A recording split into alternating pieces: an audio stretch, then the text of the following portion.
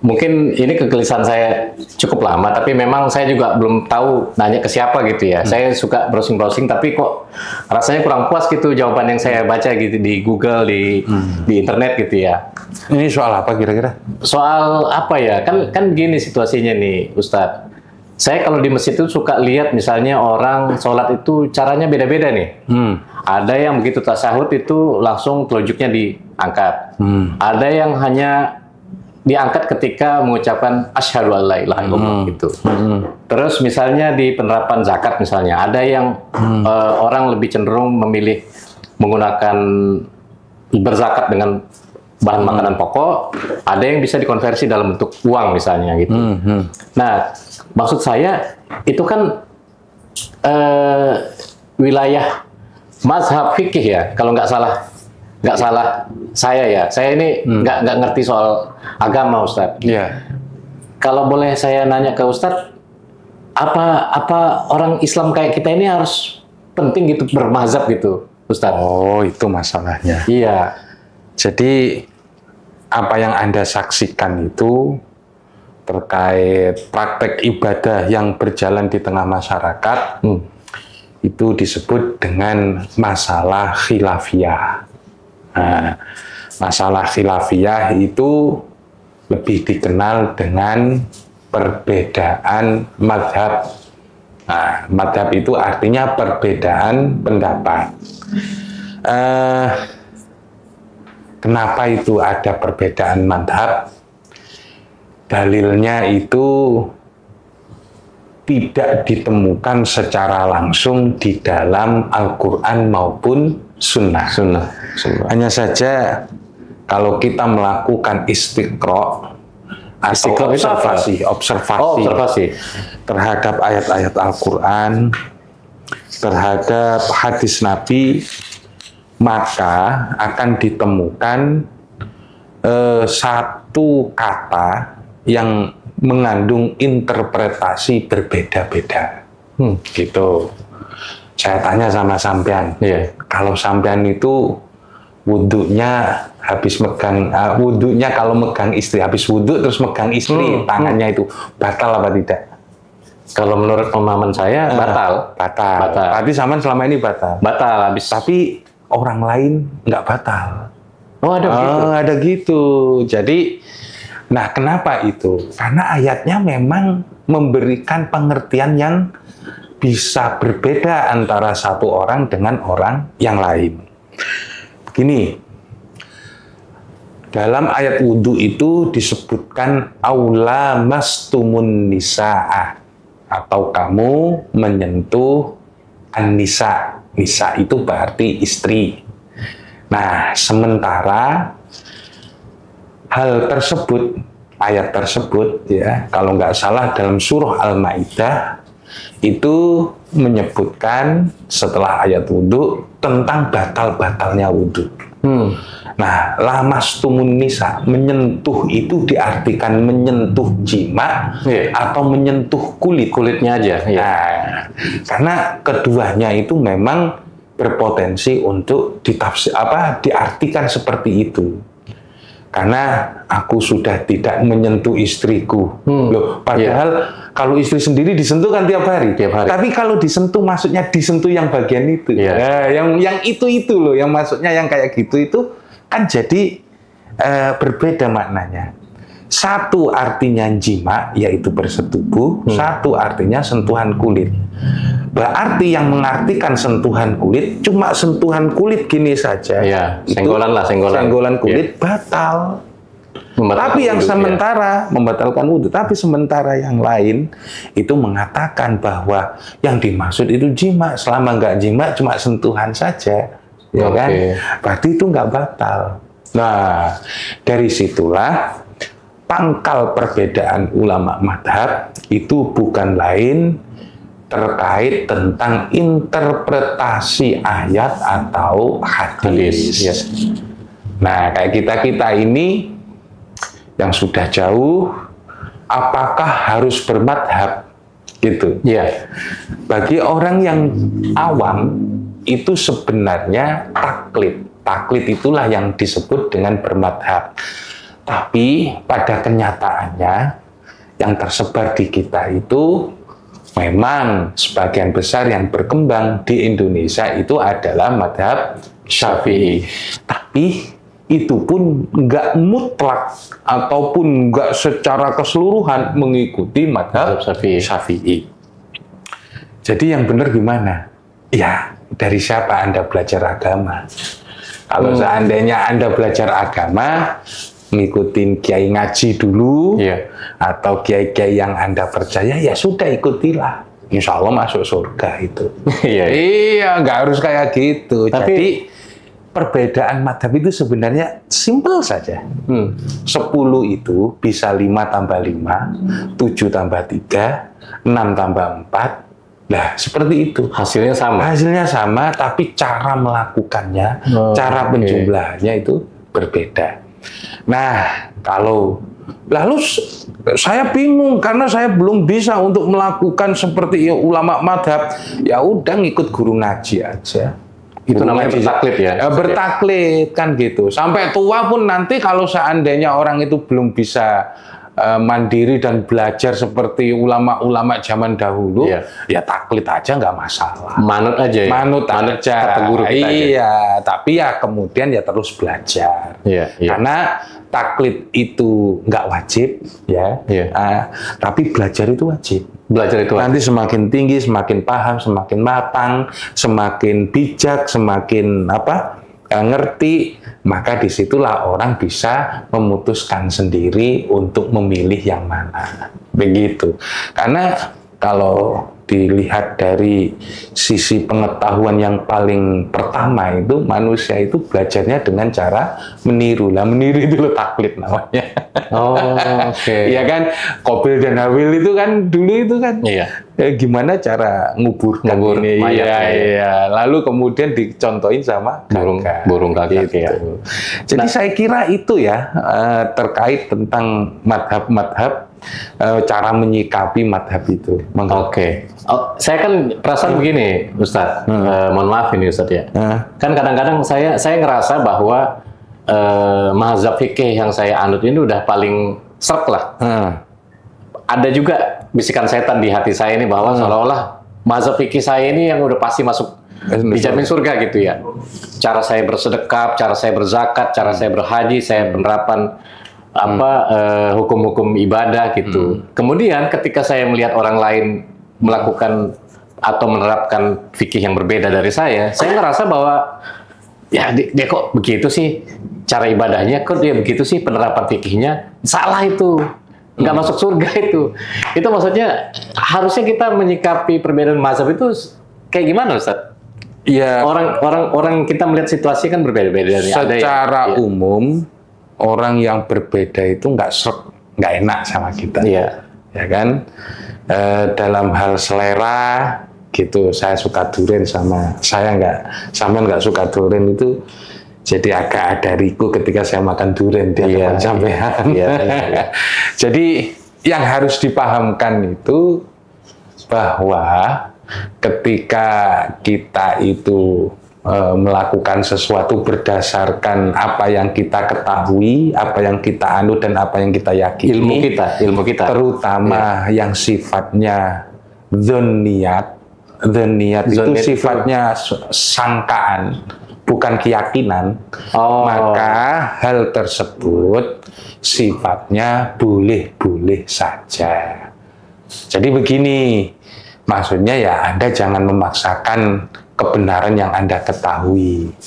Ibarat gini loh Mas, kita itu sama-sama buta, terus kemudian di tengah itu ada gajah. Lalu kemudian kita disuruh melihat gajah pakai peraba kita. Pasti itu gajahnya tetap hakikatnya. Tapi yang ketika kita raba itu buntutnya, gajah itu panjang kecil. Yang diraba itu kupingnya tipis lebar kan gitu.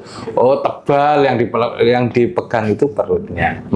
Nah, secara filosofis seperti itu kan gitu ya. Tapi sebenarnya pendapat-pendapat yang kemudian berkembang di hadapan kita, yang khususnya sejak dulu itu diperdebatkan oleh para ulama, itu merupakan pengejawantahan terhadap hukum Allah, apapun itu. Gitu ya. Contoh begini, zaman kalau zakat itu apa? Pakai apa? Duit apa pakai beras? Pakai duit. Pakai duit ya. Lebih manfaat mana duit sama beras menurut Anda? Lebih bermanfaat duit sih kalau menurut saya ya. Menurut saya. Iya kan? Karena duit bisa dibeliin selain buat beras juga. Mungkin buat pakaian. Padahal di zaman Nabi kan belum ada itu. Iya. Ya kan? Zaman Nabi itu cuma 4 barang. Yaitu gandum, kurma, keju, kemudian anggur. Gitu. Iya. Jadi 4. Lah, karena yang ada cuma itu, yang tersedia. Bukan, itu adalah kategori makanan lokal situ. Betul banget. Berdasarkan hadis riwayat Abu Sa'id Al-Khudri disebutkan bahwa mereka atau kami, kata Abu Sa'id Al-Khudri, berzakat di zaman Rasulullah dengan 4 barang. Gitu.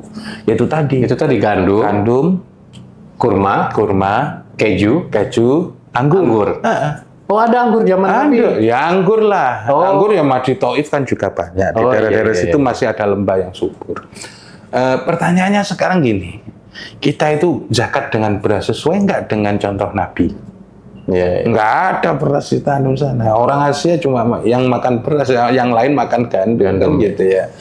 Nah, kayak gitu itu jatuhnya ke kita itu justru karena mengikuti ulama. Jadi ilmu yang sampai kepada Nabi itu bisa diterapkan karena mengikuti ulama. Lah, para ulama kemudian mengkiaskan, bahwa itu adalah makanan lokal. Kalau makanan lokalnya di sana itu 4, di sini ada apa? Ada jagung, ada padi, sagu, terus saudara-saudara kita yang di Madura atau yang di Gunung Kidul itu namanya tiwul. Tiwul itu dari singkong dan sebagainya. Padahal setelah diteliti itu kandungan karbohidratnya lebih tinggi daripada daripada beras di mana yang glukosanya itu lebih tinggi kan gitu. Nah, dalam konsep yang seperti itu ya kan, kita ini mau ngikut siapa? Ngikut Nabi langsung gandum. Coba aja gandum dikasihkan di sini dalam bentuk beronggolan, belum jadi terigu kayak gitu. Apa anggur, jadi manfaatnya? Beli anggur, katanya anggur berapa? Ternyata anggur orang tua. Kan? Anggur hamil kan? Jadi yang saya maksud itu justru kita mengikuti perbedaan ulama atau mengikuti pendapat ulama yang kita yakini dan cocok dengan dan berlaku sesuai di hadapan kita, di tempat kita, itu yang lebih selamat, kan gitu. Artinya penerapannya itu sesuai konteks wilayah di mana kita tinggal. Artinya kalau kita mau berpatokan pada hadis tadi, kita otomatis disulitkan karena harus mencari gandum, harus mencari keju, harus cari anggur, segala macam itu. Termasuk Anda, kalau misalnya zakat duit itu ketemunya di mana? Secara teks saja nggak ada. Lah, ngikutin para ulama. Para ulama itu akhirnya gandum, kemudian apa tadi? Keju, kurma dan anggur. Itu kan ada manfaatnya itu. Ada alternatifnya. Ya kan? Kalau diganti duit aja kan ya sama aja sih sebenarnya. Nanti juga buat beli gandum sama keju. Nah, kalau di sini ganti duit aja kan ya juga bisa sih kan gitu. Loh, ada Mas dulu itu saya jadi panitia zakat di masjid. Ada yayasan ngasih sumbangan untuk mendapatkan zakat. Akhirnya dikasih zakat fitrah 1 karung. Yang datang cuma 1 orang, nggak bawa motor lagi. Ada duitnya, ada berasnya, ya kan? Malam Ramadan itu akhirnya apa? Berasnya ditinggal di teras masjid, duitnya diambil. Begitu nggak bisa manfaatnya beras itu kalau ngikutin bahkan umumnya orang. Iya. Berarti kadang duit itu dibutuhkan karena lebih enteng dan bisa diberikan di sana. Iya. Sementara beras yang berat kayak gitu kadang nggak bisa dibawa. Iya. Itu gimana kayak gitu itu? Iya. Apalagi kalau situasinya zakat fitrah itu kan, kalau zakat fitrah yang berbentuk duit kan sebenarnya bisa jadi dipakai buat beli kebutuhan lain ya, selain makanan pokok. Iya, itu. Ya, misalnya nastar. Iya, jadi maksud saya ya kita ikutin saja yang ada di tengah masyarakat, kan gitu. Kalau misalnya punyanya sampean duit, ya sudah bayar duit. Kalau pas punyanya beras, ya harus bayar beras. Nanti ini akan rame. Di Ramadan itu perbedaan ulama pasti muncul. Yang afdol zakat beras, padahal beras itu nggak dicontohkan Nabi. Betul. Nabinya itu pakai gandum. Iya. Ya kan? Yang afdal pakai duit. Karena ya duit juga nggak dicontohkan Nabi. Cak mana ada hadisnya gitu. Itu tadi jadi maksud saya salah satu penyebab munculnya perbedaan ulama itu perbedaan dalam masalah mengkiaskan suatu masalah. Ini ada teks, terus kemudian ini ada masalah baru yang nggak ada teksnya. Lo dikiaskan pakai ilat apa? Ilat itu sebab hukum, gitu. Sebab hukum. Nah itulah kira-kira kaitannya dengan asal usul perbedaan ulama. Lah kalau sudah ulama mengatakan saya berpendapat inilah sah, itu diikuti. Kita bertaklid aja sampai mati, kemudian kita nggak bisa belajar karena sibuk bekerja, sibuk ngidupin anak-anak, ya nggak masalah, sah dan masuk surga. Nggak semua orang harus jadi mujtahid. Kalau jadi mujtahid isinya debat aja. Aduh, kalau debat ntar ini lagi, rame lagi di YouTube. Iya, itulah. Silakan. Tapi Ustaz, ini saya agak tarik ke belakang ini dengan keterbatasan pemahaman saya gitu Ustaz ya. Misalnya kita di Indonesia ini kan sebagian besar penerapan fikihnya itu Syafi'i ya. Nah, tapi yang saya tahu itu kayak di beberapa wilayah lain kayak di Timur Tengah itu banyak yang menerapkan mazhab Hambali, ada juga mazhab Hanafi, ada juga sebagian yang Maliki misalnya. Nah, maksud saya itu kok bisa berbeda-beda di beberapa wilayah yang ada di dunia ini gitu, Ustaz. Penerapan fikih itu apa karena kias yang tadi masing-masing ulamanya itu memikirin kasus per kasus di wilayah dia atau gimana itu Ustaz? Jadi maksud saya begini Ustaz, kok bisa di Indonesia ini yang paling berkembang itu Syafi'i semua, hampir semuanya gitu. Ya gini, ilmu itu adalah melekat pada orang. Ilmu melekat pada orang. Di mana orang mengembangkan ilmunya, maka di situ ada pengikut. Nah, gitu. Jadi, contoh ya, Imam Syafi'i itu lahir di Gaza, Palestina. Kemudian pindah ke Mekah, kemudian pindah ke Syam, terakhir pindah ke Mesir. Nah, wafat beliau di Mesir. Kemudian, dalam perpindahan-perpindahannya sampai ke Yaman juga pernah itu. Imam Syafi'i itu mengajarkan tentang pendapat fikihnya. Terus kemudian ditulis oleh murid-muridnya. Lah karena nulis inilah yang kemudian terjaga ilmunya itu. Iya kan? Kalau nggak ditulis nggak terjaga. Paling ditutur-tuturkan sama orang, nanti ya hilang ditelan masa. Orangnya mati, orangnya wafat, ilmunya hilang juga.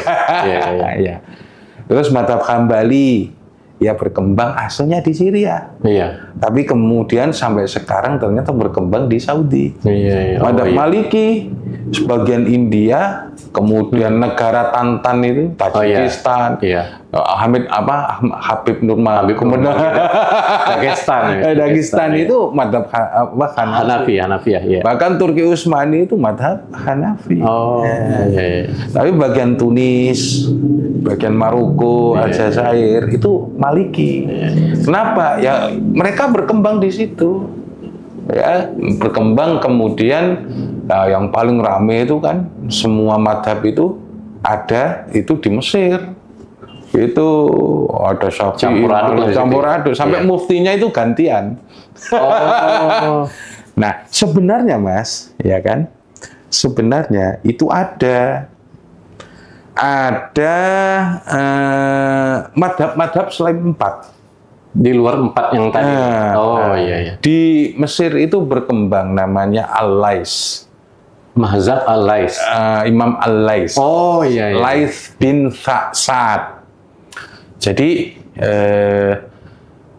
karena karyanya nggak ditulis oleh muridnya, omongannya nggak ditulis sama muridnya, lenyap.